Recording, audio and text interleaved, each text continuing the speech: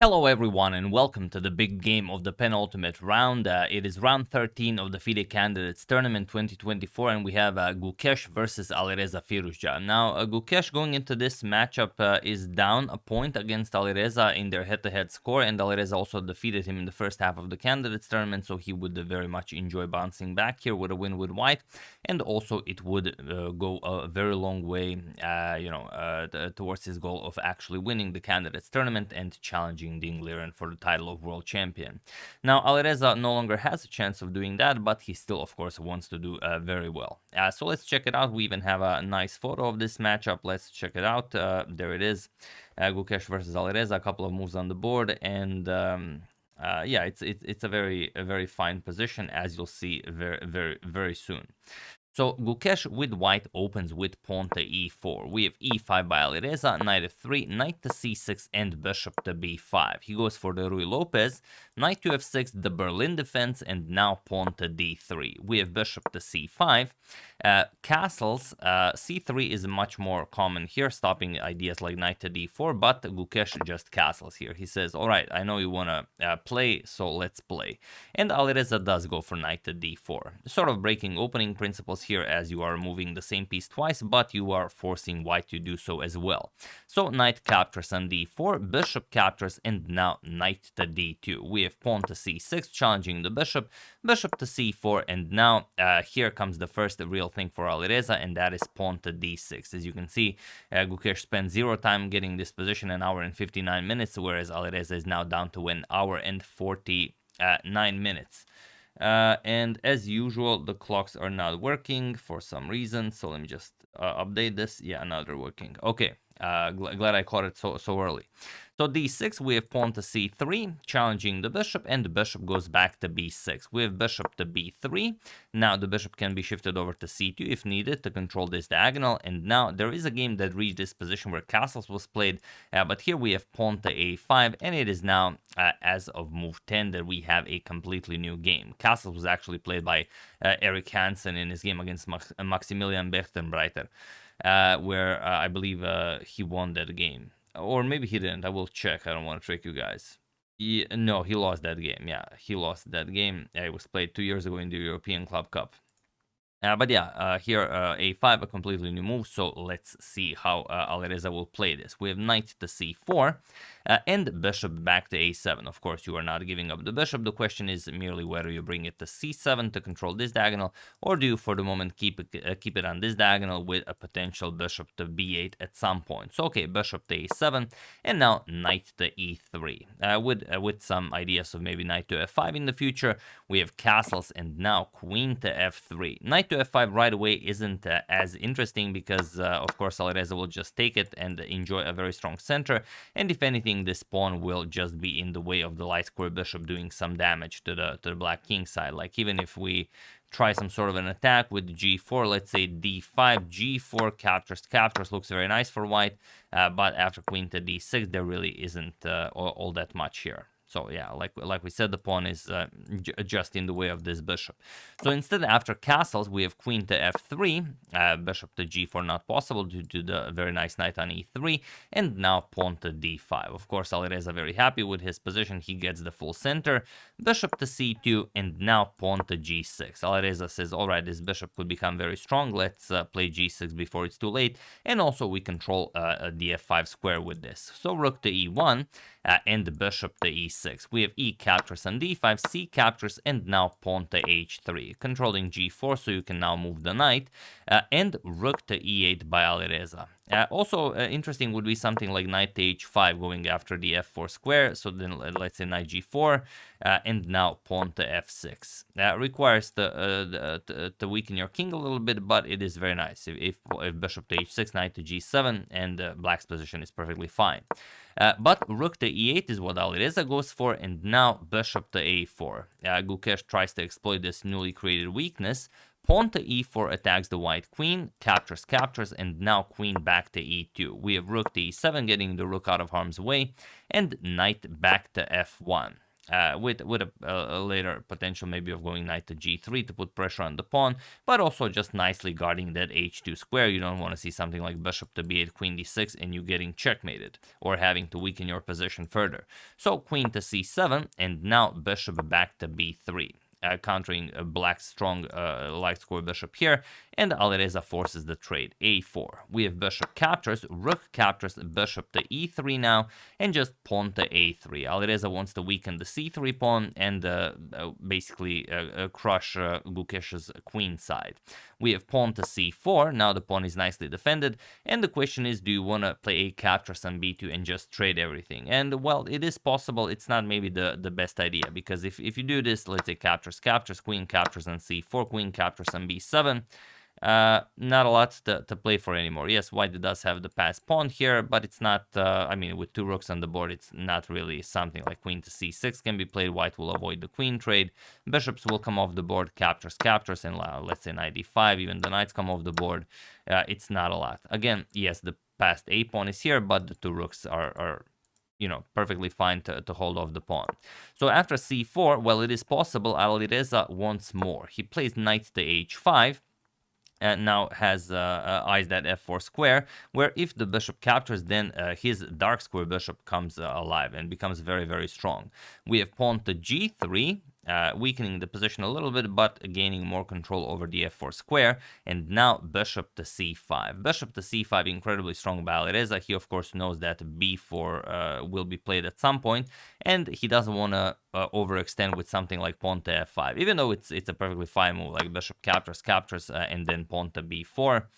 It is playable, but yeah, he refuses to play it right away. He first stops pawn to b4 with bishop to c5, and only now after bishop to b3, Gukesh, forced into this concession, advances his pawn to f5. We have bishop captures on c5, queen captures, the bishops come off the board, and now rook a to d1. And here, the question is how to continue this. Alireza goes for rook to f8, which is preparing pawn to f4. Probably he avoided pawn to f4 right away due to queen to g4, but it can still be played. It's just not very clear how. For example, rook to f6, and after rook to e2, which is necessary as the f file will open up. Everything will come to that f file. Yeah, something like f captures, knight captures, queen captures, and rook a to f8 looks incredibly strong here. But again, the queen, rook, and king do a very nice job of defending the f2 pawn, and now it's equal position. I mean, it's a very, very live position, very attacking one, but still equal.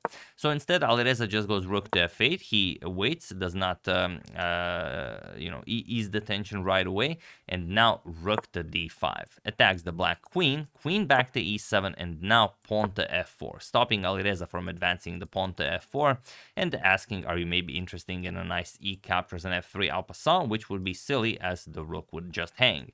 So knight back to f6, and now rook back to d2. We have pawn to g5. Here, there are many moves you could consider, like king to f7, just improving the position. Pawn to h5 is nice, but also this e3 move should definitely be discussed, because the only real attempt is to capture the pawn with the knight. Or you could prepare with rook to d3, will result in pretty much the exact same position after knight captures on e3. Rook to e8, tripling up, going after the knight here, and once the knight is defended, now you can pin the knight. Queen to c5, and after, let's say, queen to f2 unpinning, now knight to e4. Attack the queen, attack the g3 pawn, and it's a very ugly position. Let's say queen to g2, white is up a pawn, but black has, a really, really awesome position. So black is probably better here, although it would be very hard to prove so. But as you can see, both of them are very low on time. So g5 right away by Alireza. We have knight to e3, going after the f5 pawn, and now g captures on f4, inviting knight captures on f5. But if knight captures on f5, you would just be very sorry, because there's queen to c5 with check, nicely connecting with the knight, and you resign here. So after g captures on f4, g captures on f4 was played, and now queen to f7, preparing queen to h5 to trade off the queens, king to h2, preparing rook to g1, and now knight to h5. Here, queen to h5 would be very much premature, because after this rook to g1 check and king to h8, there's rook to g5, and now you're just in a bad situation. The queen and the pawn are attacked, and if you trade queens, rook captures, and let's say knight to d7 to defend your pawn, b4 is coming, and now your pawn, knight is again cut off from the two important central squares. And if, let's say, you go rook e to f6 to defend the pawn, because you really should, now your rooks are just silly here, stuck guarding the f5 pawn, and the white pawns are now advancing further. So that would be a problem. So instead, knight to h5. This is best by Alireza. We have queen to f2, now trying to infiltrate with the white queen, and rook to g6. We have rook to d5, putting more pressure to that d5 pawn, and now knight to g7, remaneuvering the knight over to e6. We have rook e to d1, doubling up on the d file, and rook to h6. Now, this is move 38, and Alireza finds the only move that keeps him in the game, as the idea was rook to d7, but now if rook to d7, queen to h5 is very strong for Alireza. So Gukesh tries rook to g1 here. Now queen to h5 isn't all that impressive, because you can simply block with rook to g3. So rook to g6 now, challenging the rook, and rook g to d1. Gukesh keeps the tension, reaches move 40, reaches time control, and Alireza has to make one more move. He has 45 seconds on the clock, and he needs to make one more move to reach time control, and he just repeats rook to h6, and he reaches time control. Now the question is, will Gukesh repeat? Yes, rook to g1, and Alireza now plays rook back to g6, attacks the rook, and now we have queen to h4, no longer repeating. Gukesh wants to play this on. We have rook captures on g1, king captures, and now king to h8, preparing rook to g8 to grab hold of the open g file, as you will not be taking over the d file. The d file is under Gukesh's control. We have king to f2, getting off of the g file, and now rook to g8. We have queen to g5, queen to h6, also with a very nice idea of rook d6 and rook to f6, but he plays queen to g5, which looks like something you shouldn't play, as you are, in line of fire here, but he manages to trick Alireza, and here Alireza makes the first mistake of the game. Now, the way you should play this is knight to e6. You give up the pawn, and once queen captures and f5 is played, then comes queen to g7, and now if you don't want to run into some sort of a checkmating attack, you have to trade queens. And after, let's say, queen captures, pawn captures, rook to f8 with check, king to e1, or if you go here, then knight f4 check will pick up the rook, so you have to play king to e1, and now rook f3, you're down a pawn, but you have sufficient activity to force matters, like king to d2, you'll play rook f2 check, king back to c3, you again pin the knight, king d2, rook f2 check, and so on and so on. You're either going to win some pawns, or you're just going to get a nice repetition here. But he played queen to g6, and now this is a problem. There is a very nice move here for Gukesh that allows him to gain a winning advantage. So feel free to pause the video here and try to find a move that wins the game for Gukesh and gets him into the lead of the FIDE Candidates Tournament one round before the end. While I give you a couple of seconds.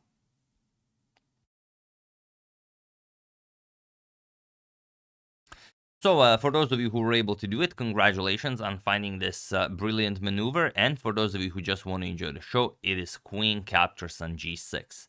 Now, before I finish this move, you're probably wondering, how would Alireza miss this? Obviously, the queens are literally touching one another. Well, the problem is he didn't miss this move. He missed the next move, the following one, at h captures, and now, of course, the move that you all saw when you decided to play queen captures on g6 is rook to d6. Now, probably what Alireza saw here, and I'm only guessing here, is that okay, you could put some pressure here. You could play rook to d7, go after the b7 pawn, but this isn't really an issue because knight e6 goes after the f4 pawn, and well, now you don't really have all that much. If king to g3, you even run into a losing position, so you have to play something like knight to d5 to defend the f4 pawn, but then knight to c5 attacks the rook and defends the b7 pawn. If rook to c7 goes after the knight, Again, knight to d3 check attacks the king, and now your knight is sufficiently active. You can even go after the a2 pawn, and you're not going to be losing this. Another move you might consider is instead of rook d7, rook to b5 to go after this pawn. But again, it's pretty much the same. Knight to e6 goes after f4, and then after knight d5, defending the f4 pawn, you will play rook g7, and the pawn is defended. So those are the two options, and probably the two options that Alireza saw. But after rook to d6, the problem is you don't allow knight to e6, the move that you had in all of the other lines that gives you counterplay as the f4 pawn is attacked, and it comes with tempo as the g6 pawn is hanging. And the biggest problem is that you don't have king to h7. If you play this, then rook to b6. The only way to defend the b7 pawn now is to play rook to b8, but now your rook is just ridiculous there. Knight to d5, and for example, if knight to e8, you will play c5. And there's no move for black. You can't move the rook because you lose the pawn. You can't move the knight because you really have no squares available for that knight other than the one where the knight came from. And after you play anything else, then c6 just wins the game. That's it. Of course, the rook is undefended. It's game over. So that's the problem here. But after rook to d6, rook to e8 was played by Alireza. And now it's not so clear what to do. Of course, you will grab the pawn, but does Alireza have some counterplay here? Okay, rook captures on g6, and now comes knight to e6, going after the f4 pawn. And while you could trade with knight captures, knight to d5 is much better. Just keep the tension, and now force Alireza to find some way out of this. He plays knight to d4. And okay, we have rook to b6. Now we want to grab the b7 pawn as well. And now knight to c2 by Alireza. Here, sort of the last way to play this was pawn to e3 check, but it's not easy. Knight captures on e3, and then you go with rook to e4, idea being that, okay, the king cannot defend because the knight would hang, so you'd play knight d5 to defend the pawn, but now rook e2 check, and after king g3, just rook captures on a2, and okay, you still have some play here, but objectively it will be lost. The problem is after rook to a7, and let's say rook captures on b3 with check, king to h4, rook to b5 goes after the knight, and now let's say knight to f6, or you don't play this, but there's no way to push the pawn to a2. That's the problem. And if you try something like this to kick away the knight, to maybe somehow grab hold of that a2 square, then just knight f6, and you cannot avoid checkmate. That's game over. So after rook to b6, Alireza tried knight to c2, but now rook captures on b7. We have rook to e6 and rook to e7. Of course, the only way to play is to advance this pawn to e3 with check if the knight ever moves, but of course Gukesh will not allow that to happen. Rook e7, and now Alireza cannot trade as he will just lose. The c pawn is much too quick. So rook to h6 goes after the h3 pawn and c5. Gukesh gives it up, just starts advancing the pawn, and of course you cannot capture. So knight to d4, we have king to g2, now defending the pawn, and rook to g6 with check. King f2, rook h6, and now he gives it up. Pawn to b4. Finally, it lands on move 56. We have rook captures on h3, king to g2, and now rook back to h6. You have to play this, otherwise the knight comes to f6, and then you're just getting checkmated if the rook ever leaves the h file. So here, rook to h6, stopping knight to f6, and now rook to b7. The pawns are now marching forward. King to g8, getting the king to a little bit of a safer square, but now pawn to b5. We have king to f8, and while you could advance both of the pawns to victory, you kind of don't want to allow this sacrifice of the knight for the two pawns. It's still winning because after knight to e3, there's just no good move for black. You cover c2 check, and without that, black really doesn't have anything. But still, b6 is definitely the way to go. Here, Gukesh is saying, I will play c7, rook to c7, and then advance my pawn. Pawn to b7, pawn to b8. I will bring a rook or a queen into the game, and that will be checkmate. So what can Alireza do here? He has a minute on the clock. Is there a miracle save here? Well, yes, there is. He finds it, but only if Gukesh falls for it. Rook to g6 with check, king to f2, and now rook to h6. Of course, rook to c7, preparing b7, b8 checkmate, rook to h2 with check, and now we have king to g3, and he was in this position on move 63 that Alireza Firouzja resigned the game. as there is nothing more to be done here. The only move that was here to save Alireza is had Gukesh played king to e3 and then knight to c2 would be checkmate, as the rook covers this, the pawns cover that, and the knight covers d4. And this would be, I mean, if this happened, this would be absolutely crushing for Gukesh. I don't think you recover from this, you know. Entire life is not enough to recover from such a blow, but he doesn't. He was ready for it. He saw it like 10 moves ago, probably. He played king to g3, and here Alireza resigned, because how do you stop b7, b8? You have to play something like rook b2, but now after b7, knight to b6 will just block the rook, and that's it. You have a couple of checks like knight e2 check, let's say king h4, knight to g1 now, but just knight to b6, and after rook to h2 check, king g3, there are no more moves. b8 will be checkmate. So yeah, incredible stuff by Gukesh, just winning games back and forth, taking down Alireza. And let's discuss the standings now, because that is really important. These are the standings. If you're not interested in me spoiling the results of the other games, don't watch anymore, stop watching. But if you are, here are the standings. Gukesh now in sole lead after the penultimate round of the 2024 FIDE Candidates Tournament. Followed by Yanni Pomnishi, Hikaru Nakamura, and Fabiano Caruana on 8 points, and then followed by Prag, Vidit, Alireza, and Nijat. So now the only players that have a chance at winning the candidates tournament are Gukesh, Nepo, Hikaru, and Fabiano. And we couldn't possibly have a better final round, because in the final round, Gukesh will be facing Hikaru, and Fabiano will be facing Nepo in the final round. Gukesh will have black against Hikaru, and Fabi will have the white pieces against Nepo. So it's hard to say. Fabi with white against Nepo, we could definitely say that he is the favorite. I mean, he is 2800. He has, well, I mean, both of them have won the candidates tournament before. But yeah, Gukesh having black against Hikaru, that will not be an easy one, but he is half a point ahead of everyone else. So yeah, imagine if Gukesh and Hikaru draw their game, and Nepo and Fabio also draw their game, then Gukesh wins the candidates tournament. So, you know, it's all it's up to him. Of course, he will not do anything crazy like push inconsiderably with black, but yeah, I mean, I can't even imagine what will happen in the final round, but I am very much looking forward to it. And while this has all been happening, we probably forgot to check out the live ratings, but Gukesh is now higher rated than world champion Ding Liren on the live ratings. Look at him, he's 2762. And with a win against Hikaru in the final round, he probably overtakes Abdusattorov as well, and could you know, get world number 5. That would be absolutely incredible. And yeah, he would go into the World Chess Championship match as the higher rated player, even if, you know, yeah, if he beats Hikaru. If he beats Hikaru, maybe even with a draw against Hikaru, as Hikaru is higher rated, yeah, with a win or with a draw against Hikaru, if he wins the candidates tournament, he goes into the World Chess Championship match as the favorite, I guess, you know, via ratings. So yeah, incredible stuff. Incredible win by Gukesh against Alireza. This was, I mean, quite a performance. We'll see what happens in the final round. I will keep you guys informed. So yeah, that's the game. Hope you guys enjoyed it. I would like to thank Johan Bridger, Jeffrey Drever, Felipe Giorgio, Glidebane, and BulletChessThriller.com for your contribution to my channel. Thank you a lot. I really appreciate it. As usual, you can check 2 of my previous videos here. Thank you all for watching, and I will see you soon, continuing to check up on your wonderful suggestions and whatever else happens in the chess world. So thank you all. I will see you soon, and have an excellent rest of your day.